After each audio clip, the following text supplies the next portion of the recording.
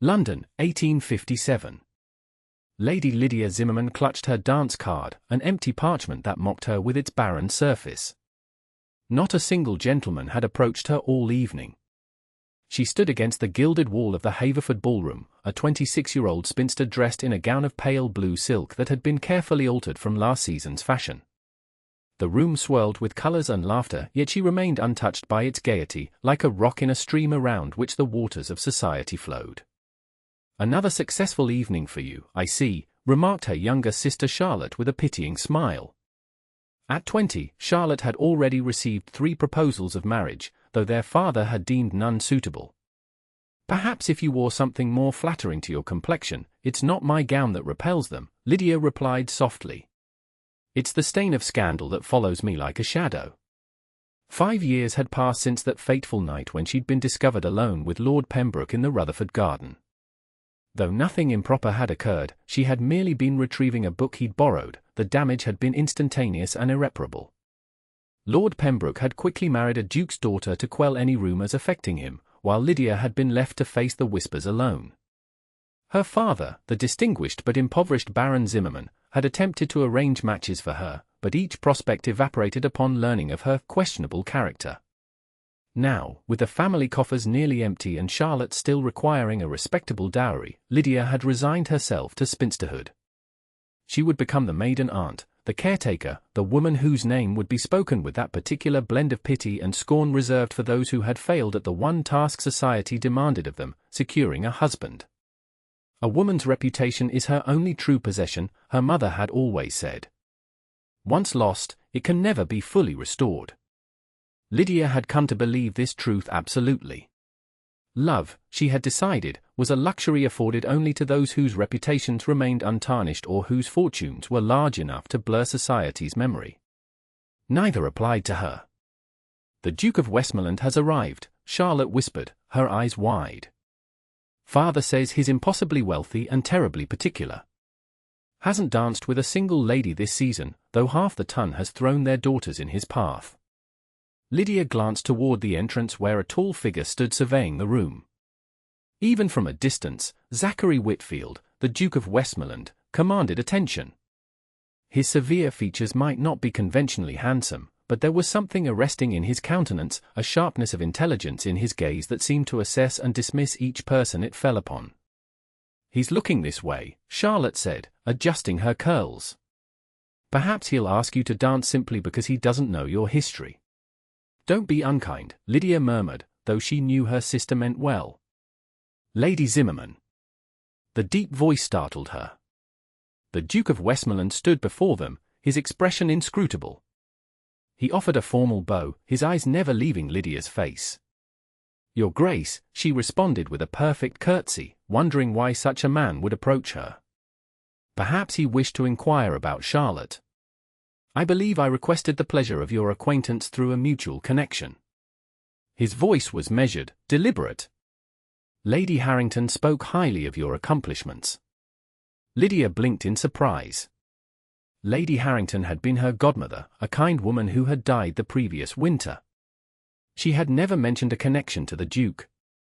"The first waltz is about to begin," he continued. "Would you do me the honor?" The request was so unexpected that Lydia momentarily lost her composure. That is, yes, Your Grace. I would be honored." As he led her to the floor, the whispers began. She felt the weight of every stare, the flutter of fans hiding murmured comments.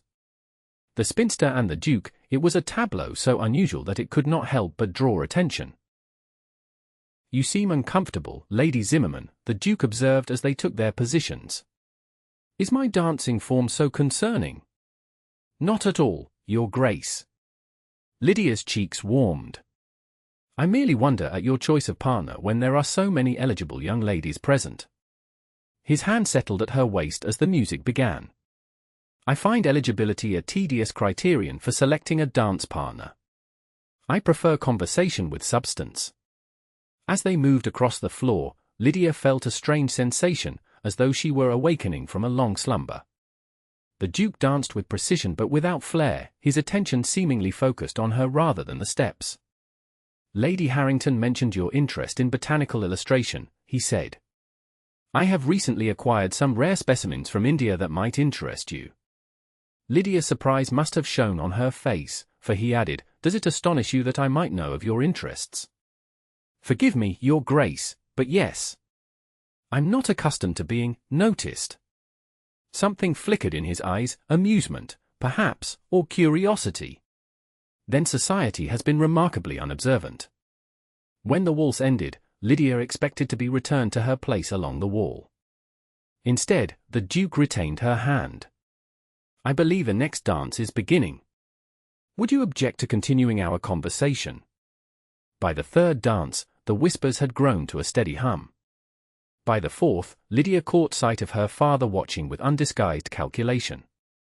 By the fifth, Lady Rutherford, the very woman whose garden had been the site of Lydia's disgrace, had approached Charlotte with obvious questions. You must know what they're saying, Lydia finally said as they promenaded between sets. I imagine they're constructing elaborate theories about my sudden interest in you. The Duke's voice revealed nothing of his thoughts. People of leisure often occupy themselves with such speculations. And are they correct in their speculations? His gaze met hers directly. That depends entirely on what they're speculating. When the supper dance was announced, the Duke once again claimed Lydia's hand. As they moved through the patterns of the dance, she felt a strange lightness in her chest, a dangerous glimmer of hope she had not permitted herself in years. May I speak plainly, Lady Zimmerman? He asked as they paused at the edge of the dance floor. I would prefer it, Your Grace. I have observed you at 3 events this season. You sit apart, speak little, and dance never. Yet you watch everything with the keen eye of a naturalist studying an unfamiliar species. Lydia stiffened. If you find my behavior peculiar, I find it familiar, he interrupted. It is precisely how I have navigated society since inheriting my title. An observer rather than a participant. Something in his tone made Lydia look at him more carefully. Beneath the polish of his station, she detected a wariness she recognized all too well. We observers notice what others miss, he continued. For instance, I've noticed that despite society's judgment, you've maintained a dignity that most would have surrendered to bitterness. Perhaps I simply hide my bitterness well, she countered. The Duke's mouth curved slightly. Perhaps. Or perhaps, like me, you've learned that society's opinion matters far less than one's own integrity. As the evening progressed, Lydia found herself engaged for every dance, all with the Duke. Between sets, he remained at her side, discussing everything from literature to her botanical studies. Never once did he mention the scandal that had defined her adult life, though she knew he must be aware of it.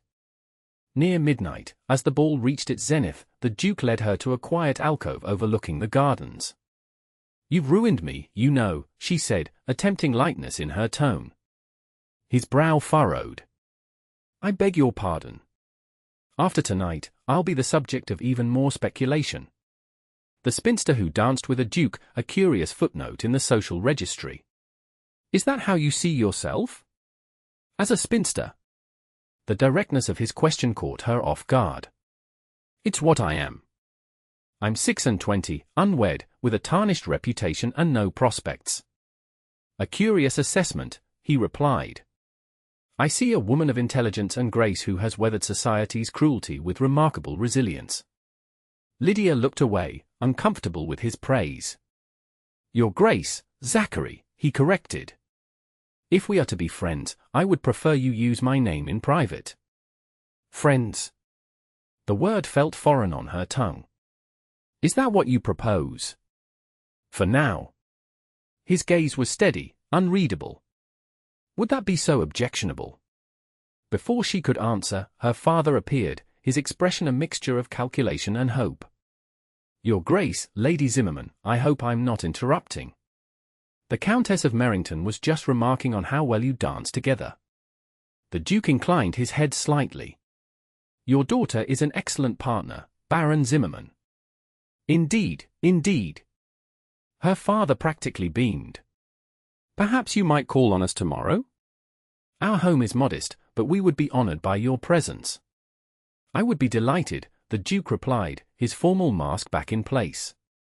Until tomorrow, then.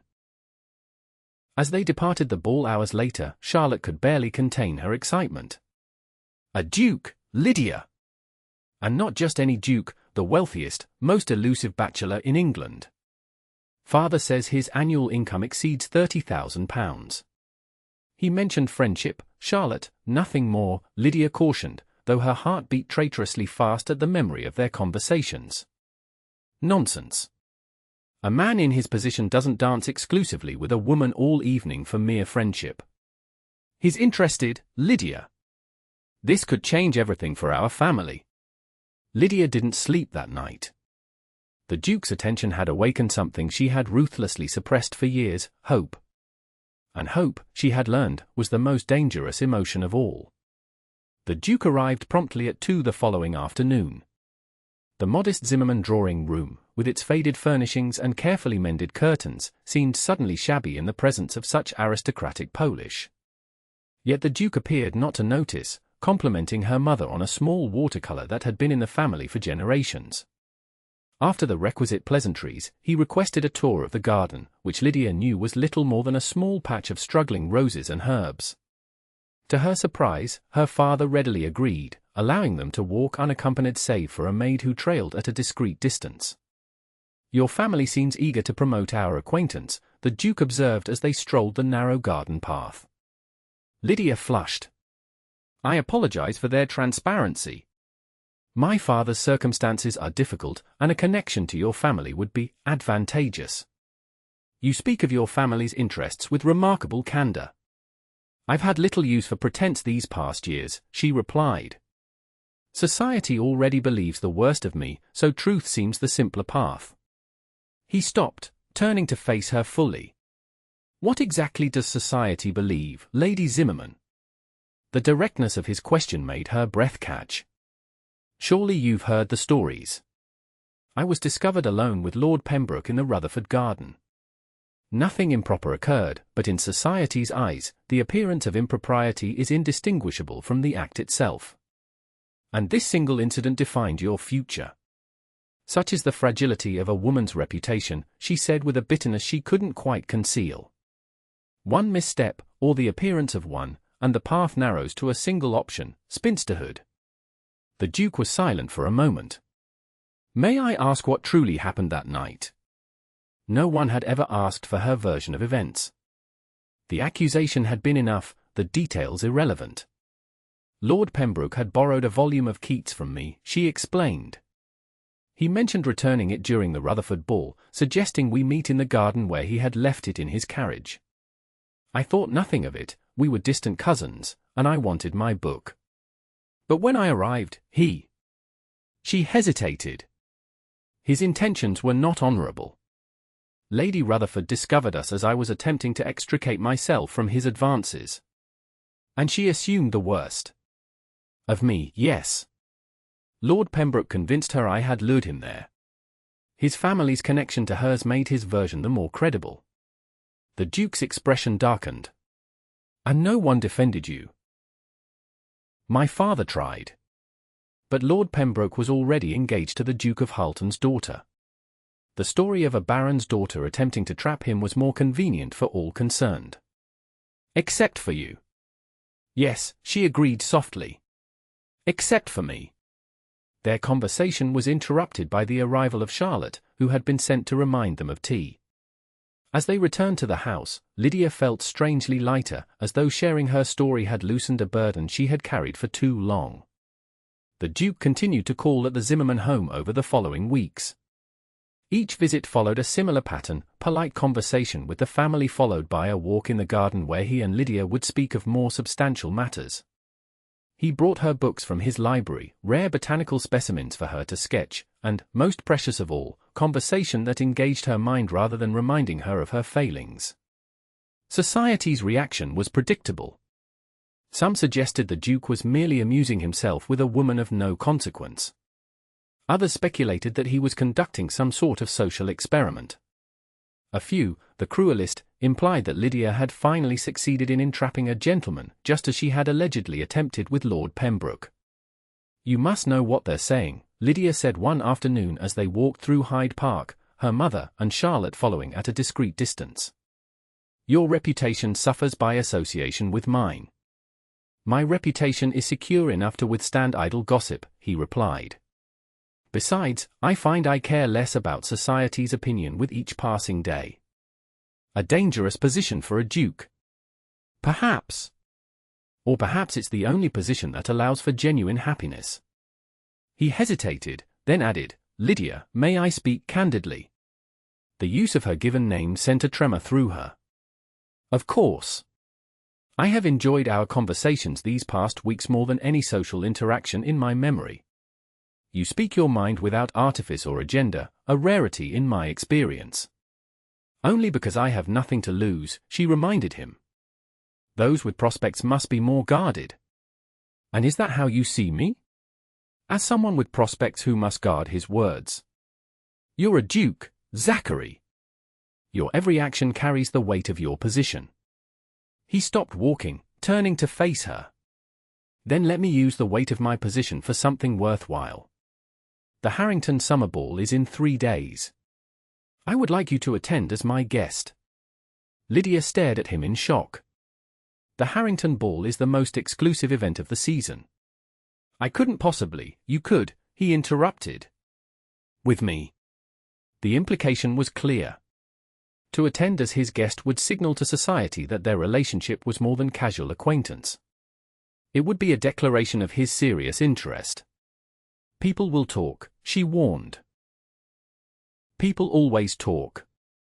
The question is whether we grant them the power to determine our choices. 3 nights later, Lydia stood before her mirror, scarcely recognizing the woman reflected there. Her gown, a gift from the Duke delivered that morning, was of the finest emerald silk, styled in the latest fashion. The accompanying note had been simple: green suits your complexion far better than blue. Zid. Her mother had wept upon seeing the gown. He's going to offer for you, she had whispered. A duke, Lydia. Our family will be saved. The words had reminded Lydia of the practical aspects of their situation. The Duke's interest, whatever its nature, represented salvation for her family. Her father's debts had mounted, Charlotte's dowry had dwindled to almost nothing. A connection to the Westmoreland fortune would resolve all their financial concerns. Yet as she prepared to meet him, Lydia found herself thinking not of security or status, but of the man himself, his thoughtful questions, his dry humor, the intensity in his gaze when she spoke of her passions. For the first time in years, she permitted herself to consider a future shaped by more than resignation. The Duke's carriage arrived promptly at 9. He stepped into their modest foyer, resplendent in formal evening wear, his eyes finding hers immediately. You look beautiful, he said simply. The gown is exquisite, she replied. Far too generous a gift. The gown merely complements what was already there. He offered his arm. Shall we? The Harrington estate blazed with light, carriages lined the circular drive, and liveried footmen directed the constant flow of aristocratic arrivals. As their carriage joined the queue, Lydia's confidence began to waver. Perhaps this was a mistake, she murmured. I haven't attended an event of this caliber in years. The Duke covered her gloved hand with his. Remember that you enter as my guest. Anyone who slights you slights me as well. And is the Duke of Westmoreland so fearsome? A smile touched his lips. When necessary. Their entrance caused precisely the stir Lydia had anticipated. Conversations paused, heads turned, and the whispers began immediately. Lady Rutherford, whose garden had been the site of Lydia's disgrace, looked as though she had swallowed something sour. Lord Pembroke, now married with 2 children, blanched visibly when he saw her on the Duke's arm. Courage, the Duke murmured, his hand steady at her waist. The initial shock will pass, and then we shall enjoy ourselves. Remarkably, he was right. After the first uncomfortable moments, the ton's innate deference to rank asserted itself. No one would openly snub a woman in the Duke's favor. Soon, Lydia found herself engaged in conversation with people who had avoided her for years, their curiosity about her connection to the Duke overriding their previous disdain. When the music began, the Duke led her directly to the dance floor. The first waltz, he said, and every one thereafter, if you'll permit me." As they moved through the steps, Lydia felt the weight of 5 years of isolation begin to lift. "This feels like a dream," she admitted. "One from which I'll wake to find myself back against the wall, invisible." "Not invisible," he corrected. "Overlooked. There's a significant difference." The evening progressed like a fantasy. The Duke remained at her side throughout, attentive and protective. By the supper dance, the whispers had evolved from shock to speculation about a possible engagement. Lydia heard the words fortune hunter more than once, but the Duke seemed oblivious to the gossip swirling around them. During the supper interval, he led her to a quiet balcony overlooking the Harrington Gardens. The night air was cool, scented with roses and possibility. "You've caused quite a sensation tonight," she observed. "We have," he corrected. "Though that was not my intention." "Wasn't it? Surely you knew what bringing me here would signify." He studied her face in the moonlight. "I knew it would signal my serious interest in you, yes." "Was that presumptuous of me?" Lydia's heart thundered in her chest. "Zachary, you must know that that is, my circumstances, your circumstances are of no concern to me," he interrupted gently. "Your character, your mind, your spirit, these are what matter. The world will say I've trapped you, just as they claimed I tried to trap Lord Pembroke. The world may say what it wishes." His voice had hardened. "I know the truth." "And what truth is that?" "That I have found in you a companion unlike any other. That your strength in the face of society's cruelty only confirms what I suspected from our first conversation, that you are extraordinary."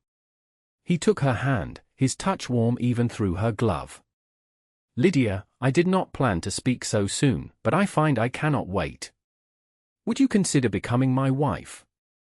The world seemed to stop. "Your wife," she repeated, the words feeling foreign on her tongue. "Zachary, you cannot mean—" "I assure you, I do. But your position, your family, my position grants me the freedom to choose my own happiness," he said firmly. "And I have no family left to object. My parents died when I was young, I was raised by trustees. The dukedom is mine to steward as I see fit." "People will talk," she warned again. "People always talk," he replied, echoing his earlier sentiment. "The question is whether we grant them the power to determine our choices." Before she could respond, a commotion from the ballroom drew their attention. Lord Pembroke stood in the doorway to the balcony, clearly intoxicated, his face flushed with wine and indignation. "So it's true," he slurred. "The mighty Duke of Westmoreland has fallen for the notorious Lady Zimmerman." He laughed, a harsh sound devoid of humor. "Tell me, Your Grace, has she lured you to secluded gardens as well?" Zachary's expression hardened dangerously. "You forget yourself, Pembroke." "Do I? Or perhaps you're unaware of your fiancé's history. She attempted the same trick with me, you know. Arranged a private meeting, then cried victim when we were discovered." Lydia felt the blood drain from her face. "That's not what happened," she said, her voice barely audible. "Of course it is," Pembroke insisted. "Why else would a respectable young lady agree to meet a gentleman alone? The same reason she's managed to entangle you, I imagine." He turned to Lydia, his smile cruel. "Did you think I'd forgotten? Or that your new protector wouldn't eventually learn the truth?" Zachary stepped forward, his voice deadly calm. "I suggest you leave immediately, Pembroke, before I forget that we are guests in someone else's home." "Defending her honor?" "There's nothing to defend, Your Grace. Ask anyone who was there that night." "I don't need to ask anyone," Zachary replied. "I know exactly what happened that night, because unlike the rest of society, I took the trouble to investigate the truth." Pembroke's smirk faltered. "What nonsense is this?" "6 months ago, I became acquainted with your former valet, Harrison. An interesting man with an even more interesting memory of that evening at the Rutherford estate."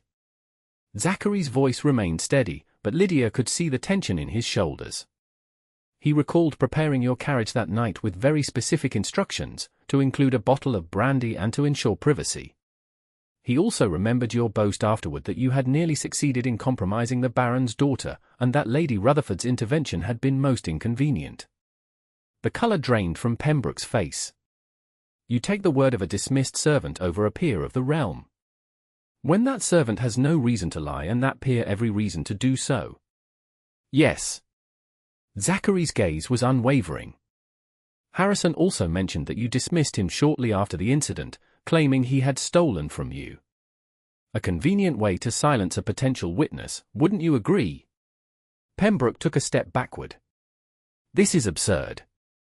You cannot possibly, I can and I have, Zachary interrupted. The evidence of your deliberate attempt to compromise Lady Zimmerman is substantial. I've had affidavits collected, statements signed.